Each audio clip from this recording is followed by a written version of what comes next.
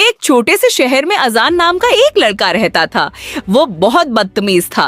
वो हर किसी से ऊंची आवाज में बात करता, बड़ों की बात नहीं सुनता और अपने दोस्तों को भी तंग करता था। स्कूल में बच्चे उससे दूर रहते थे क्योंकि वो सबका मजाक उड़ाता था। एक दिन स्कूल में नई टीचर आए। उनका नाम मरियम था। उन्होंने देखा कि अजान सबको परेशान करता है। एक दिन टीचर ने अजान को एक काम दिया। उन्होंने कहा, आज तुम क्लास के सब बच्चों की मदद करोगे। अजान ने दिल न होने के बावजूद काम शुरू किया। उसने एक बच्चे की किताबें उठाई, एक दोस्त को पानी लाकर दिया और एक बच्चे को होमवर्क समझाया। जब बच्चों ने उसे शुक्रिया कहा तो अजान को बहुत अच्छा महसूस हुआ। अगले दिन एक बच्चा गिर गया। पहले तो अजान हंसा, मगर फिर उसे टीचर का बात याद आई। वो फौरन बच्चे को उठाने गया। बच्चे ने मुस्कुराकर कहा, तुम अब अच्छे दोस्त बन गए हो।